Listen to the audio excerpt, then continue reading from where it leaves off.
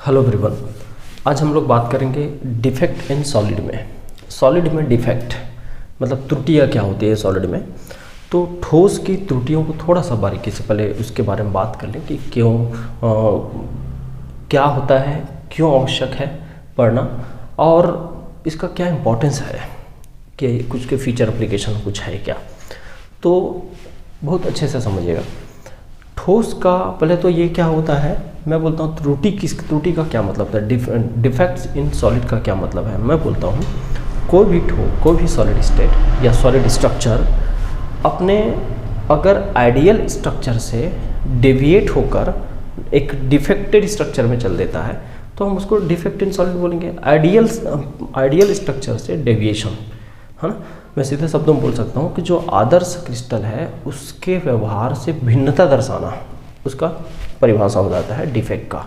तो मैं यहाँ क्या लिख सकता हूँ भाई, डिफेक्ट इन सॉलिड मतलब deviation from ideal behaviour, deviation from ideal structure, है ना। आदर्श संरचना से विचलन, आदर्श संरचना से विचलन हमको क्या कहलाता है, डिफेक्ट कहलाता है। तो ये आदर्श संरचना क्या है, ये भी तक सवाल बनता है। आदर्श संरचना का कई सारे पैमाना हो सकते हैं, जैसे सॉलिड के बीच जितना भी सॉलिड की क्वालिटी है वो सब के लिए आओ। सॉलिड के जो अवयवी कण हैं, कॉन्स्टिट्यूएंट पार्टिकल्स हैं, उनके बीच का जो गैप है वो कम से कम हो। सॉलिड में जनरली रेगुलर हो, कोई पार्टिकल मिसिंग ना हो। दूसरा चीज़ ये बोल सकते हैं कि हमेशा कैटायन का एनायन से कांटेक्ट हो, कैटायन एनायन कांटेक्ट हो, मतलब अपोजिट आयन आपस में जुड़े हो, same ion plus plus minus minus आपस में कांटेक्ट में ना हो। तो ऐसे कुछ घटनाएं हैं जिससे हम लोग बोल सकते हैं कि एक आदर्श क्रिस्टल ऐसा होना चाहिए। अब यहाँ उनमें से कोई त्रुटि आ जाए, हो सकता है कोई बाहरी एलिमेंट आके जुड़ गया उसमें, जिसके कारण एक क्रिस्टल का कोई जगह कोई दूसरा एलिमेंट ले लिया जो उस क्रिस्टल का है ही नहीं, तो उसको ऐसे बाहर से आने वाले को हम इम्प्योरिटी बोल सकते हैं, ठीक है।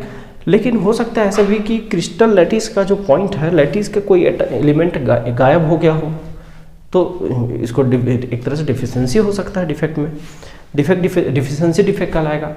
तो deviation from ideal behaviour, ideal structure का मतलब है कि जो एक्चुअल सॉलिड का स्ट्रक्चर होता है उस स्ट्रक्चर में बदलाव, चाहे वो किसी बाहरी एजेंट के कारण हो या खुद के कारण हो, बदलाव को ही हम त्रुटि बोलेंगे। इससे फ़ायदे क्या है, देखिए जितना भी डिफेक्टेड सॉलिड है ना वो हमको एक अच्छा सेमीकंडक्टर बना के देता है। हम आजकल मोबाइल्स में, पेजर्स में, कंप्यूटर्स में, लैपटॉप्स में एक ऐसा हमको सॉलिड चाहिए होता है जो एक इंटरमीडिएट करंट, बहुत ज़्यादा करंट भी न ले और एकदम जीरो करंट में चलेगा भी नहीं, बहुत ज़्यादा करंट न ले, कम करंट में चल जाए। तो ऐसे जो एपरेटस है आजकल उसी का एज है, इसी के कारण तो टेक्निकल जो रिवॉल्यूशन हुआ है, क्रांति आ गई है मोबाइल एज का, तो ये सब सेमीकंडक्टर्स के कारण संभव हो पाया है, ठीक है। तो जो भी होगा हम लोग लैटिस किट वगैरह बना सकते हैं इस सेमीकंडक्टर को यूज़ करके। तो यहाँ जो भी है हम लोग डिफेक्ट मतलब सॉलिड में डिफेक्ट का मतलब सेमीकंडक्टर बनाना, ऐसा समझ सकते हो। मेनली यहाँ पर दो तरह का डिफेक्ट होता है, मेनली दो तरह का डिफेक्ट होता है। एक को बोल सकते हैं टाइप, डिफेक्ट का जो टाइप है उसमें एक का नाम ले सकता हूँ पॉइंट डिफेक्ट, ठीक है, और दूसरा है इम्प्योरिटी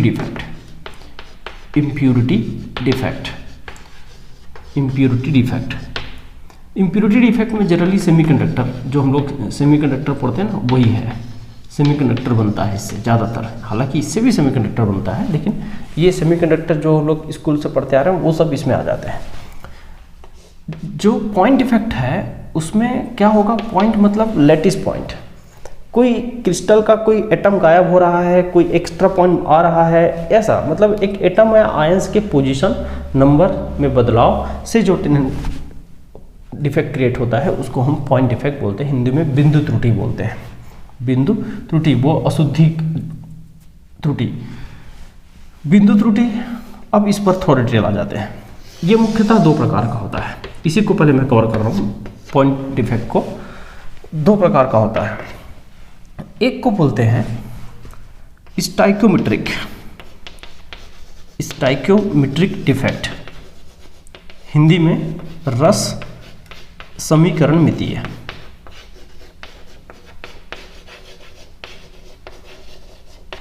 रस समीकरण मितीय। और दूसरे को बोलते हैं नॉन स्टाइक्योमेट्रिक डिफेक्ट।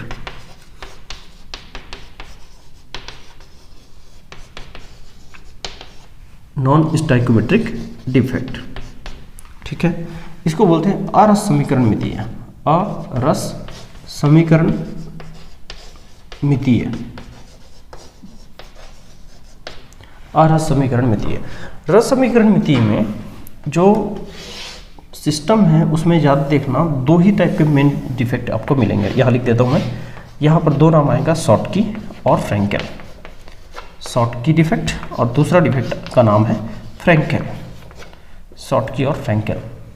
जो नॉन स्टाइक्योमेट्री है, ये जो नॉन स्टाइक्योमेट्री डिफेक्ट है, उसमें भी दो मुख्य टाइप आते हैं।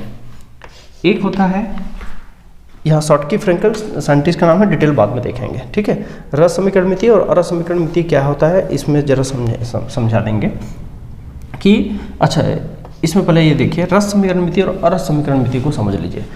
रस समीकरण मितीय मतलब होता है कैटायन और एनायन के नंबर का जो रेशियो है वो बदलता नहीं है। कहने का मतलब, अगर 10 कैटायन है और 10 एनायन है डिफेक्ट से पहले, तो हो सकता है डिफेक्ट के बाद 9 हो जाए, 11 हो जाए, बढ़ जाए, घट जाए, आखिर में अनुपात क्या है, 1 का है। अनुपात सब जगह 1 का है, तो ऐसे को बोलते हैं रस समीकरण मितीय। लेकिन यहाँ अनुपात सेम ना हो, जैसे 10/10, 10 कैटायन 10 एनायन है, मान लो वो डिफेक्ट से एक 9 और इधर 10 ही है, एक इधर का 11 इधर 10 ही है, तो ऐसे में देखो रेशियो बदल चुका है, तो इससे रेशियो बदल चुका है, तो ऐसे को बोलते हैं अरस समीकरण मितीय। मतलब नॉन स्टाइक्योमेट्रिक मतलब जो कैटायन और एनायन की नंबर का जो रेशियो है वो बदल जाए, और यहाँ नंबर का रेशियो बदले ना, ठीक है। अच्छा, ये तो हो गया दो टाइप। इसमें भी दो टाइप होते हैं। एक को बोलते हैं मेटल एक्सेस, और दूसरे को बोलते हैं मेटल डेफिशिएंसी या वैकेंसी, है ना। तो यहाँ मेटल एक्सेस मतलब होता है, अच्छा मेटल का मतलब ध्यान रखना, मेटल का मतलब होता है धातु। धातु का मतलब होता है क्या, धातु अधिक्य बोलते हैं हिंदी में। धातु अधिक्य या मेटल का मतलब यहाँ पर धनायन से समझे। धनायन जितना होता है इस ब्लॉक के होते हैं, वही मेटल भी है, वही के धनायन भी बनाते हैं। तो जनरली याद रखना, धनायन तो एक्स्ट्रा कैटायन लिख देता हूँ, अगर कहीं पर एक्स्ट्रा कैटायन आ जाए तो भी मेटल एक्सेस हो जाएगा। या एनायन को कम कर दो, तो एनायन को मैं कम कर दूंगा, मतलब एनायन वैकेंसी ऐसे कर दूं, एनायन वैकेंसी कर दूं, तो भी मेटल एक्सेस में हो ही जाएगा, ठीक है। यहाँ पर भी दो चांसेस बनते हैं। मेटल वैकेंसी करना है, मेटल को कम करना है, तो या तो एक्स्ट्रा एनायन कर दो, एक्स्ट्रा एनायन, या फिर एनायन, एक्स्ट्रा एनायन हो गया, और या फिर क्या बोल सकते हैं एक्स्ट्रा एनायन के अलावा, पहले इधर ऐसा लिखता हूँ, पहले मेटल वैकेंसी लिख देता हूँ, या कैटायन वैकेंसी, पहले इसको लिख देता हूँ कैटायन वैकेंसी, है ना। इसके जैसा मेटल कमी चाहिए तो मेटल मतलब कैटायन का वैकेंसी करा दो, या एक्स्ट्रा एनायन, या एनायन को बढ़ा दो। दोनों में मेटल की क्या हो जाएगी, कमी। मेटल मतलब धनायन की कमी हो जाएगी। तो ऐसे जो डिफेक्ट बनते हैं ना, उन्हीं के हम लोग को बात करना है। ये एक आउटलाइन है पूरा का पूरा, डिफेक्ट के पॉइंट डिफेक्ट का पूरा आउटलाइन हो गया। अब मैं इसको एक बार बताऊंगा, फिर इसको एक बार बताऊंगा, ये डिटेल में और आएगा और ये और आएगा। रस समीकरण मितीय, अरस समीकरण मितीय तक यहाँ तक हो गया है, इसको रिपीट नहीं करूँगा। अब सीधा शॉटकी, फ्रैंकेल और इन चारों को बात करेंगे, ठीक है। तो नोट करें इसको पहले। देखिए, सबसे पहले हम लोग बात करेंगे स्टाइक्योमेट्रिक डिफेक्ट के अंतर्गत शॉटकी और फ्रैंकेल का। शॉटकी और फ्रैंकेल में मैं पहले तो ये बता दूं कि शॉटकी और फ्रैंकेल का जो मैं पैटर्न दिखाने के लिए पहले मैं एक आइडियल क्रिस्टल ले लिया हूँ। आइडियल क्रिस्टल का मतलब वही A+ के बाद माइनस, माइनस के बाद प्लस, कहीं पर प्लस प्लस एक साथ लगातार नहीं है, कहीं पर माइनस माइनस एक साथ नहीं है, और हर पॉइंट यहाँ पर भरा हुआ है, कोई पॉइंट खाली नहीं है। थोड़ी बहुत स्पेस क्रिएट होगा ही, तो स्पेस को मैं रख दिया हूँ। अच्छा, दोनों भी एक बराबर दिख रहा है। शॉटकी डिफेक्ट में क्या होता है, रेशियो बदलना नहीं चाहिए, क्यों, स्टाइक्योमेट्रिक है। तो यहाँ पर एक कैटायन अगर अपने पॉइंट से गायब हो जाता है, मतलब क्रिस्टल से बाहर निकल जाता है, ये देखिए जैसे ये मैं ब्लैंक कर दिया, तो उसके बदले एक एनायन कहीं से, जरूरी नहीं है वो एकदम अड़ोस पड़ोस से जाए, कहीं दूसरी जगह से भी जा सकता है। ऐसे एक कैटायन और एक एनायन, आप देखो A+ था उसकी जगह और B- था उसकी जगह गायब हुआ है। तो यहाँ पर वैकेंसी ऐसे क्रिएट हुआ कि एक कैटायन एक एनायन गया तो रेशियो अभी भी बदलाव नहीं आएगा, मतलब 10-10 के बजाय 9-9 हो जाएगा, कहने का मतलब रेशियो अभी भी वही रहेगा। तो ऐसे डिफेक्ट को बोलते हैं शॉर्टकट डिफेक्ट। हो सकता है 2 कैटायन गायब हो तो 2 एनायन गायब हो जाएगा। ऐसे ही फ्रेंकेल में क्या होता है, फ्रेंकेल में ये कैटायन सपोज करो इस जगह से हटकर ये जो बीच में जो थोड़ी बहुत जगह बच रही ना उस पर जाके फिट हो गया, मतलब आपने जगह छोड़ दिया, गायब कुछ भी नहीं हुआ है, बस स्लिप हो गया, लैटिस पॉइंट को छोड़ के वो जो वॉइड है उस पर जाके बैठ गया। तो ऐसे पॉइंट को हम लोग बोल देते हैं, ऐसे डिफेक्ट को बोलते हैं फ्रेंकेल डिफेक्ट। आप डेफिनेशन भी बना सकते हो। शॉर्टकट डिफेक्ट मतलब मैं लिखा नहीं रहा हूँ हर चीज़ को, आप लोग खुद भी बना सकते हैं। शॉर्टकट डिफेक्ट मतलब when equal number of cation and anion are missing from the lattice point, है ना, जब समान संख्या में धनायन और ऋणायन लैटिस पॉइंट से गायब हो जाते हैं। या यहाँ लिख सकते हैं कि जब when cation slips from the lattice point two the interstitial void, जब धनायन अपना लैटिस बिंदु जालक बिंदु छोड़कर अंतराकाशीय अवकाश में आ जाए, अंतराकाशीय अवकाश में आ जाए तो उसको बोलते हैं फ्रेंकेल डिफेक्ट। होता क्या है इसमें, अगर एग्जाम्पल बोलोगे, एग्जाम्पल यहाँ NaCl है, KCl है, Ag एक तरह से बस सीजियम क्लोराइड, इन सब में बहुत अच्छे से मिलता है। यहाँ जब जाओगे तो यहाँ जैसे एक तरह से एग्जांपल अगर यहाँ के लिए मैं बात करूँ तो यहाँ देखो जिंक सल्फाइड है, AgCl है, AgBr है, ये इस तरह से, ठीक है भाई। तो ये कुछ एग्जांपल यहाँ लिख दिया हूँ।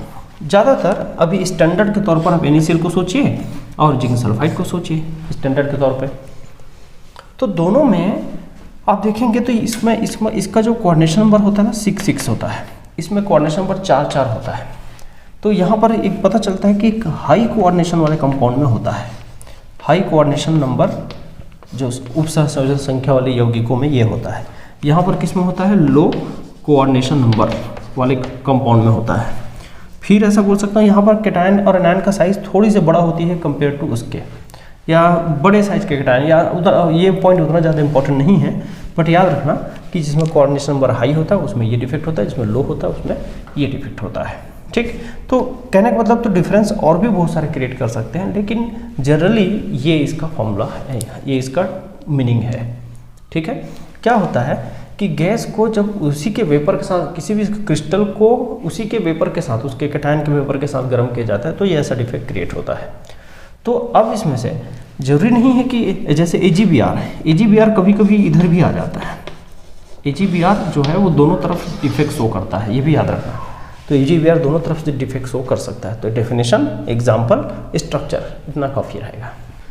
देखिए, नॉन स्टैक्योमेट्रिक पॉइंट डिफेक्ट, जिसमें हम लोग 2 टाइप पढ़े थे, है ना, एक मेटल एक्सेस और मेटल डिफिशिएंसी। तो मैं मेटल एक्सेस वाला लाया हूँ। तो मेटल एक्सेस मतलब कैटायन एक्सेस। अब देखो इसका 2 तरीका हो सके, या तो कैटायन की संख्या बढ़ाओ या एनायन की संख्या को घटाओ।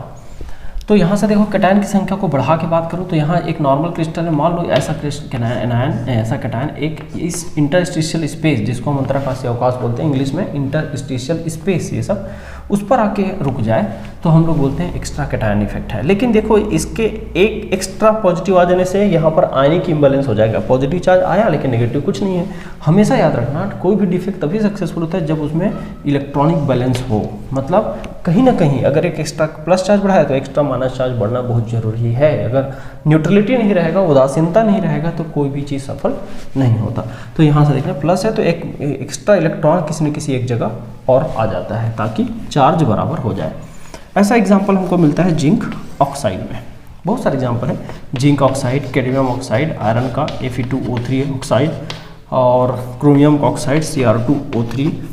ऐसा दूसरा यहाँ देखें, एनायन वैकेंसी मतलब क्या हुआ, किसी एक जगह सपोज करो मैं यहाँ से एक एनायन को मिटा दिया है, यहाँ B- था, B- को मिटा दिया।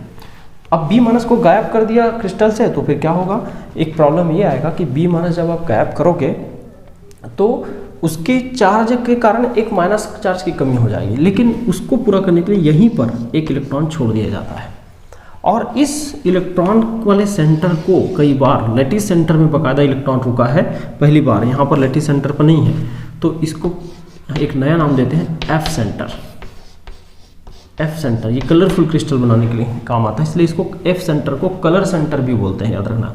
कलर एक कलरफुल क्रिस्टल होता है ये, और कलर के लिए जिम्मेदार होता है, जैसे NaCl है, LiCl है और KCl है। इधर कलर वलर होना कोई गारंटी नहीं, लेकिन यहाँ लैटिस पॉइंट पर जब इलेक्ट्रॉन आ जाएगा तो कलर होता है। जैसे ये येलो कलर का आता है ना, ये LiCl लगभग हल्का पिंक कलर का आता है और KCl वॉयलेट कलर का आता है। तो ये क्रिस्टल का कलर, समझो क्रिस्टल में कलर जनरेट करने का काम आ जाता है एफ सेंटर। इसमें जनरली क्या होता है, इस इफेक्ट डिफेक्ट को क्रिएट करने के लिए जनरली क्रिस्टल पे या ऐसा बोलते हैं NaCl को ही सोडियम के वेपर के साथ गर्म करते हैं, KCl को पोटेशियम के वेपर के साथ गर्म करते हैं, लिथियम से क्लोराइड को लिथियम के वेपर के साथ गर्म करते हैं।